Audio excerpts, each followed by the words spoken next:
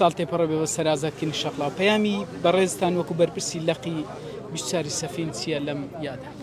ئەمڕۆ لە یادی 33 ساڵەی ڕاپەڕینی خەڵکی خۆراگری شەقڵاوە پیرۆزبایی گەرم ئاراستەی یەکەیەکەی خەڵکی شەقڵاوە و بنەماڵەی شەهیدەکان و ئەو بریندارانەی کە لەم ڕۆژەدا بریندار بوون پەیامەکە جارەکی دی نوێ دەبێتەوە کە بەڕاستی هەموو کات پێویستمان بە ئازادیە و دژمنانی ئێمە لە هەر فرسەتێک ئەگەر مەجال وەرگرن جارەکی دیکە دەیانەوێ بکەوینەوە ژێر دەست و ستەم و زوڵمی ئەوان هەروەکو ئێستا دیارە لە بڕینی میزانیە و لە بڕینی بودجە و لە بڕینی موچەی خەڵکی هەژار کە بەڕاستی جارەکی دی بەغەیری ئەنفال و چیمیاباران دەیانەوێ بە شێوازەکی دیکە بمان چەوسێنەوە بەڵام خەیاڵیان خاوە بەڵکو ملەتی کورد بەردەوام دەبی لە ئازادی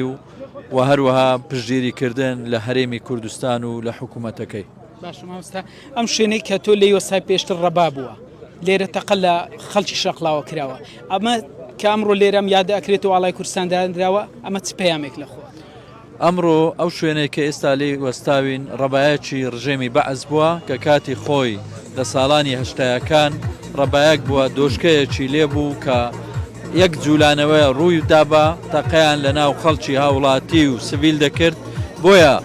ئەوە نیشانەی ئەوەیە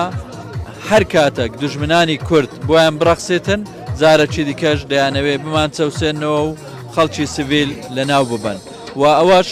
نیشانەی ئەوەیە کە ملەتی کورد زۆر لەوە گەورەترە بچێتە بنباری هەندێک خەڵکی خاین و خۆفرۆش کە دەیانەوێتن ملەتی کورد جارەکی دی بکەویتەوە بەردەستی دژمنانی کورد.